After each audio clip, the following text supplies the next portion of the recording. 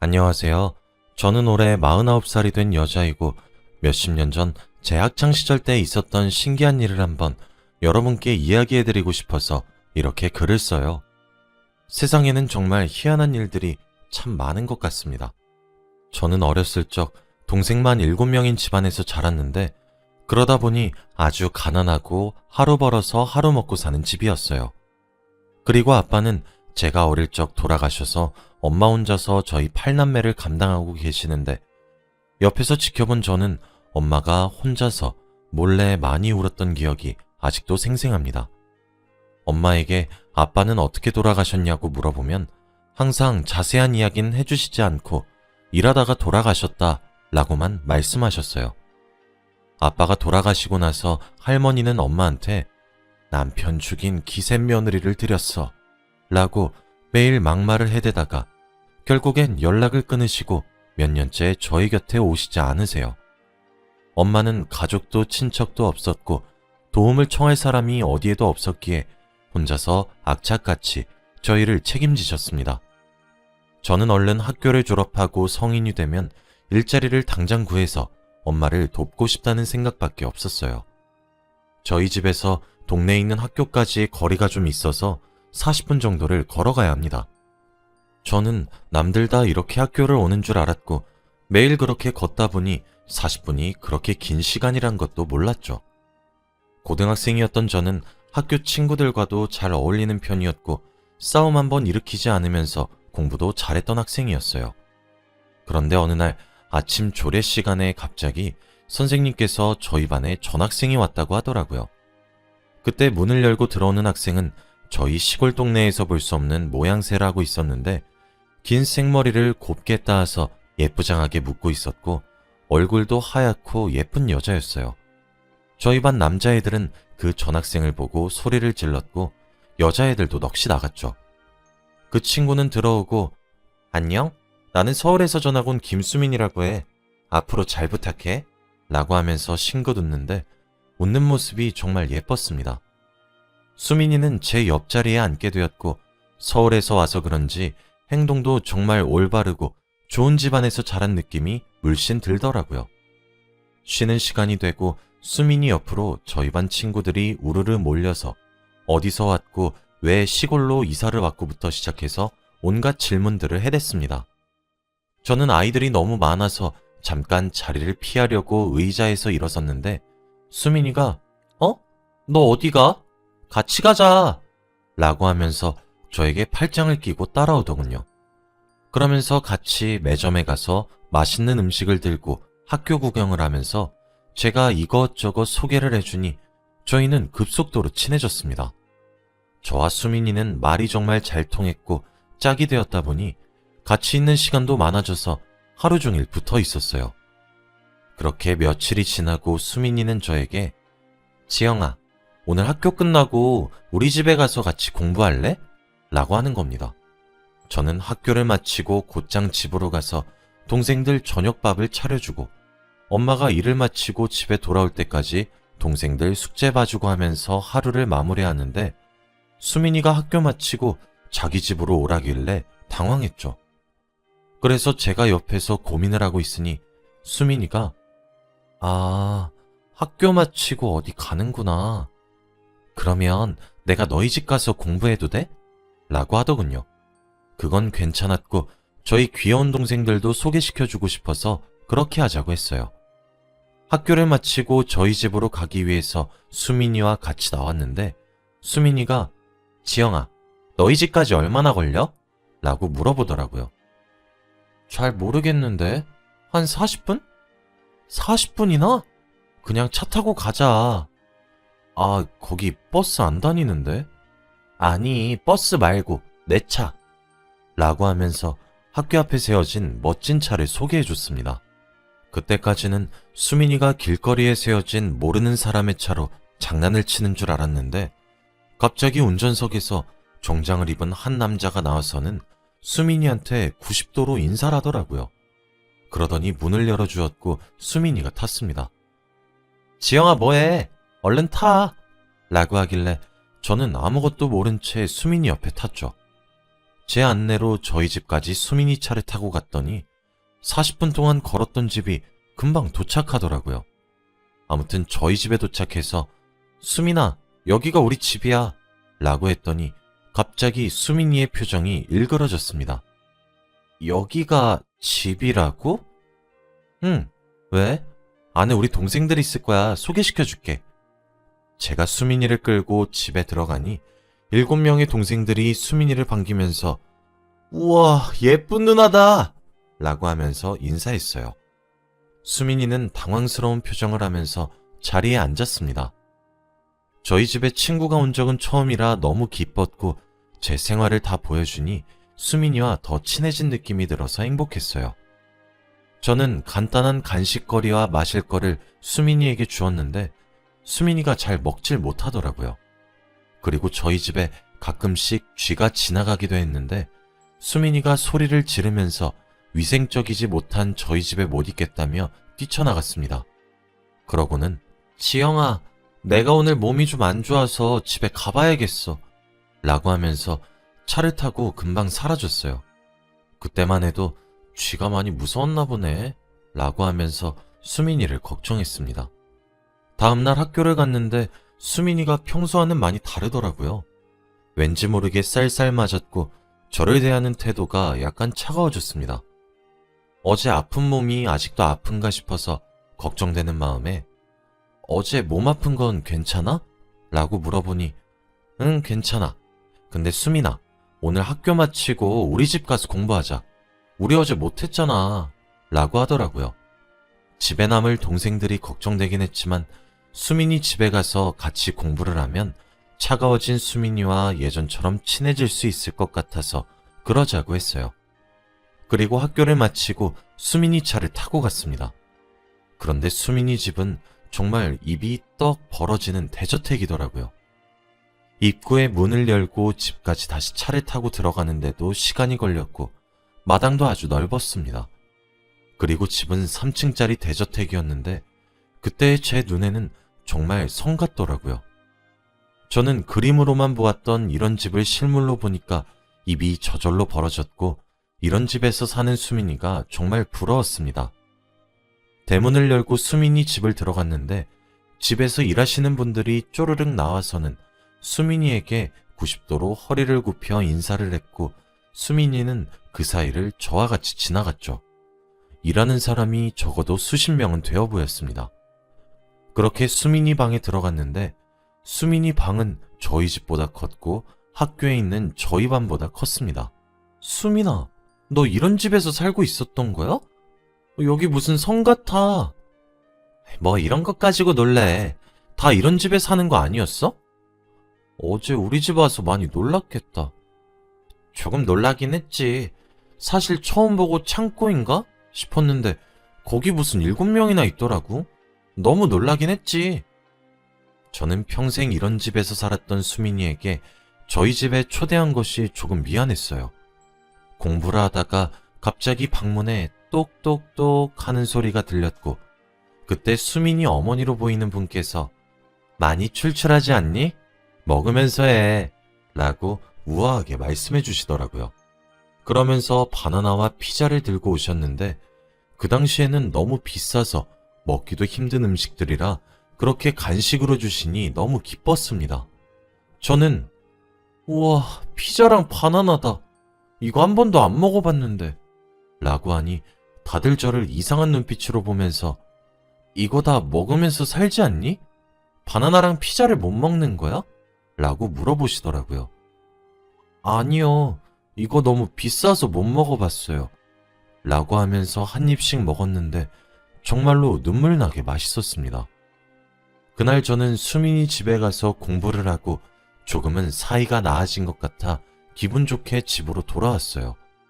집으로 올 때도 수민이 차 운전기사분께서 저희 집까지 태워다 주셨습니다. 다음날 학교로 왔는데 수민이가 저에게 지영아, 너 곧 생일이지? 라고 하더군요. 제 생일까지 기억해주는 수민이가 너무 고마웠습니다. 너 생일이니까 생일 파티 해야지. 너희 집에 애들 다 초대하자. 어? 애들 들어갈 만큼 크진 않은데. 에이, 그래도 친구 생일인데 뭐 어때? 라고 하더군요. 저는 알겠다고 했고 제가 대답을 하자마자 수민이는 얘들아, 지영이 생일날 집에서 생일 파티한대 라고 했어요. 아이들은 좋다고 하면서 다 오겠다고 했습니다. 저는 그렇게 생일날 친구들을 저희 집에 불러서 생일 파티를 하기로 했죠. 저희 엄마도 좋다면서 제 친구를 한 번도 본 적이 없는데 이렇게 볼 수 있어서 기쁘다고 했고 맛있는 음식을 잔뜩 해놓겠다고 했어요. 생일 당일날 아이들과 저희 집에 가려고 하는데 수민이 차에는 4명까지만 탈 수 있어서 다른 친구들 3명이랑 수민이가 타고 나머지 친구들은 저와 함께 걸어갔어요. 그런데 저희 집이 걸어서 40분인 거리이다 보니까 친구들이 가는 내내 지영아, 언제 도착해? 너희 집 왜 이렇게 멀어? 라고 하더라고요. 저는 다 이렇게 등하교 하는 줄 알았는데 그게 아니니까 저도 너무 놀랐습니다. 그렇게 겨우겨우 걸어서 집에 도착했고 친구들은 저희 집에 들어오자마자 헐, 이런 데서 어떻게 살아? 귀신 나올 것 같아 라고 하면서 제 뒤에서 속닥속닥 거리더라고요. 친구들은 안 들리는 줄 알았겠지만 저는 다 들렸습니다. 저는 못 들은 척하고 친구들을 앉힌 뒤 엄마가 차려준 음식들을 먹었죠. 그런데 쥐도 가끔씩 지나가고 위생적이지 못한 저희 집을 보고 친구들은 소리를 지르고 뛰쳐나갔습니다. 저는 다른 집도 다 저희 집처럼 쥐도 다니고 비슷한 환경에서 살아가는 줄 알았는데 친구들이 소리치니까 너무 당황스러웠어요. 친구들은 저에게 지영아, 나 생각해보니까 갑자기 급한 일이 생겨서 가야 할 것 같아. 생일 케이크 같이 못 불어서 미안 이라고 하면서 다 같이 갔습니다. 그때 수민이가 얘들아, 내가 차 몇 대 불렀는데 다 같이 타고 우리 집 갈래? 라고 하더라고요. 수민이 집에는 차가 여러 대 있는지 뒤로 차가 3대는 더 있었어요. 친구들은 당연히 좋다고 했고 다 같이 차를 나눠 타고는 저 혼자 놔두고 수민이 집으로 향했습니다. 집으로 돌아가니 엄마는 상을 치우고 있었고 저는 친구들이 많이 바쁜가 봐. 이 음식들 내가 다 먹을게 라고 했어요. 저는 그날 동생들과 엄마와 같이 행복한 생일을 마무리했습니다. 다음날 학교로 가서 저희 반 문을 열자마자 친구들이 꼬질이다 꼬질이 라고 하는 겁니다.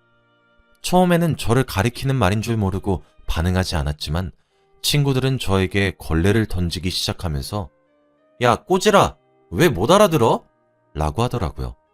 저는 저에게 던진 걸레를 하나 집어서 꼬질이? 그게 무슨 말이야? 라고 했더니 너희 집 꼬질꼬질하잖아. 그 걸레로 집 구석구석 닦아 라고 했죠. 그러면서 저희 반 아이들이 다 같이 깔깔대면서 웃었어요. 그 사이에서 팔짱을 끼고 짝다리를 집으며 저를 가소롭게 쳐다보고 있는 수민이가 있었습니다. 그때 수민이의 얼굴을 보고 상황을 파악할 수 있었어요. 저는 학교 폭력을 당한 것이었습니다. 그날부터 시작된 학교 폭력은 시간이 지날수록 심해졌어요. 그리고 학교 폭력의 중심에 있던 사람은 바로 수민이였어요. 수민이가 이렇게 해라 저렇게 해라 하면 친구들은 바로 행동으로 옮겨서 저를 괴롭히기 시작했고 수민이는 TV를 보는 것처럼 재밌게 웃어댔죠.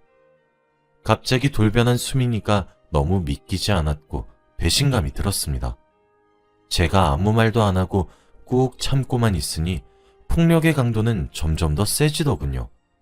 갑자기 제 옆으로 와서 어젯밤에 우리 아빠가 다정하신 모습으로 라고 하면서 아빠와 크레파스 동요를 제 옆에서 부르더라고요. 그러면서 맞다 지영아, 너 아빠 없지? 그럼 이 노래 모르겠다. 이 노래 한번 불러는 봤니? 라고 하더라고요. 저는 참을 수 없어서 아빠가 없는 게 아니라 아빠 돌아가신 거야 라고 했더니 그건 내 알바 아니고 라고 하면서 다들 자기네들끼리 웃어대더라고요. 제가 그래도 반응이 없는 게 재미가 없었는지 이제는 이상한 소문까지 퍼뜨렸습니다. 수민이의 아버지가 선물해 주신 금목걸이가 없어졌는데 훔친 사람이 저 아니냐고 하면서요. 저는 당연히 아니라고 해도 친구들은 애초부터 저를 노리고 그런 장난을 시작했기 때문에 아무도 제 말을 안 믿어주는 거 있죠? 야, 그 목걸이 돈으로 팔면 너희 집 몇 달은 먹고 살 수 있는 돈인데 여기서 돈 급한 사람이 너밖에 더 있어? 라고 하면서 수민이 목걸이를 제가 훔쳐갔다는 소문이 돌기 시작했습니다. 다들 저희 집안 이야기를 엄청나게 많이 했고 저는 너무 슬퍼서 매일 학교를 마치고 집으로 걸어가는 길에 펑펑 울었어요. 그러면서 제가 복도를 지나가면 어깨를 치거나 발을 걸고 넘어뜨리기까지 했고 제 온몸에는 멍과 상처 투성이었죠. 집으로 돌아가면 동생들 저녁밥을 차려주고 숙제를 도와주는 시간이 너무 행복했고 다음날 학교를 가기가 너무 싫었습니다. 그런데 어느 날 제가 자고 있는데 저희 엄마가 멀리서 흐느끼는 소리가 들리더라고요. 저는 엄마의 울음소리에 깨서 일어난 뒤 엄마 곁으로 가서 왜 우냐고 물어보았더니 너 팔에 그거 뭐야? 왜 멍이 있어? 라고 하면서 울면서 물어보길래 처음에는 길 가다가 넘어진 거야 라고 했지만 엄마의 울음을 보고 더 이상 거짓말할 수 없었고 저도 눈물이 차올라서 엄마와 같이 안고 펑펑 울었습니다. 그날 엄마에게 이때까지 있었던 모든 일들을 다 말했고 엄마는 다음날 학교로 찾아갔어요. 저와 함께 같이 학교로 가서 제 몸에 있는 상처들과 이야기를 해도 선생님은 그렇게 심각하게 받아들이시지 않더라고요. 그래도 저희 엄마가 고집을 피우시면서 당장 가해 학생 부모 데리고 오라고 했고 조금 뒤 수민이의 엄마가 오셨습니다. 저희 엄마는 수민이 엄마에게 사과를 하라고 요구했지만 그분은 다리를 꼬고 팔짱을 끼면서 비웃더군요. 역시 못 배운 것들은 상대를 하면 안 돼. 라고 중얼거리시면서 반성의 기미가 보이지 않았습니다. 그러면서 애가 맞을 짓을 했으니까 맞았겠죠. 라고까지 했어요. 저와 엄마는 당당한 수민이의 엄마 태도를 보고 너무 얼척이 없었고 그때 뒤늦게 수민이의 아빠가 오셨습니다. 그런데 수민이의 아빠는 저희 엄마를 보자마자 여긴 어떻게... 라고 하더라고요. 저희 엄마도 수민이의 아빠를 보고 라고 했고 두 분은 아는 사이 같았죠. 알고 보니 두 사람의 사연은 정말 놀라웠습니다. 수민이의 아빠와 엄마는 수민이를 정말 힘들게 임신하고 낳으셨는데 집안에서 불이 났고 그때 집안에 있던 수민이는 갓난아기였던 것이었죠. 그런데 밖에 이미 나와 있던 수민이 엄마와 아빠는 아기 걱정에 밖에서 눈물을 흘리고 있었는데 그때 불길이 더 거세졌다고 합니다. 소방관들은 저기 들어가면 무조건 죽는다고 다 안 들어가려고 했지만 소방관이었던 저희 아빠는 주저할 틈도 없이 혼자서 들어갔다고 해요. 그런데 저희 아빠는 갓난아기였던 수민이만 구해내고 자기는 그 집에서 나오지 못한 채 그대로 돌아가셨다고 합니다. 결국 저희 아빠는 수민이를 대신해 희생하신 거죠. 이때까지 엄마가 말했던 아빠의 사망 원인을 그날 알게 되었습니다. 그때 장례식장에 수민이 아빠만 오셔서 저희 엄마의 얼굴을 봤기 때문에 그때 둘이서 알고 계셨던 것이었어요. 옆에서 듣고 있던 수민이는 그게 뭐? 나랑 뭔 상관인데? 내가 살려달라고 했어? 라고 하며 오히려 더 당당하게 비아냥거렸고 그때 수민이 부모님의 태도는 완전히 달라졌습니다. 저희 엄마와 제 앞에서 두 분은 무릎을 꿇고 두 손을 싹싹 빌면서 죄송합니다. 평생 이렇게 민폐만 끼치네요. 저희가 딸 교육을 잘못 시켜서 정말 죄송합니다. 하라는 대로 다 할게요. 라고 했어요. 저희 엄마와 수민이 아빠의 말을 듣고 한 번에 태도가 바뀌신 수민이 엄마도 제가 귀인을 못 알아뵀네요. 수민아, 너도 얼른 무릎 꿇어. 뭐 하는 거야? 지영이 아버님 아니었으면 너 지금 이 세상에 없어. 라고 했어요. 수민이는 내키지 않는 표정을 지으면서 결국 저와 엄마 앞에서 무릎을 꿇고 죄송합니다. 라고 했습니다. 그렇게 저는 너무 당황스러운 하루를 보냈고 그렇게 엄마와 집으로 돌아왔어요. 그래도 이렇게라도 사과를 받게 되니 기쁘긴 하더라고요. 다음날 수민이는 바로 다른 학교로 전학을 갔고 친구들도 그동안 미안했다고 사과를 했습니다. 아빠가 없다고 놀린 친구들은 저희 아빠가 그렇게 영웅인 줄 몰랐다면서 진심으로 사죄하더라고요. 저는 괜찮다고 했고 고등학교를 졸업하자마자 바로 다른 지역으로 가서 일을 하고 돈을 벌면서 엄마가 일을 그만두고 집에서만 있을 수 있도록 도와주었습니다. 그렇게 파란만장하던 학창시절의 이야기는 끝이에요. 지금 생각해도 저희 아버지가 정말 자랑스럽고 좋은 부모님 밑에서 자란 것 같은 자부심이 듭니다. 지금은 수민이가 어떻게 살고 있는지 몰라요. 그런데 수민이 아버지가 국회의원이시라 가끔 TV에 나오시는데 많은 비리와 사기로 경찰에 구속된 걸 얼마 전에 알게 되었어요. 지금은 세월이 많이 흘렀고 옛 추억입니다. 지금까지 제 이야기 들어주셔서 감사합니다.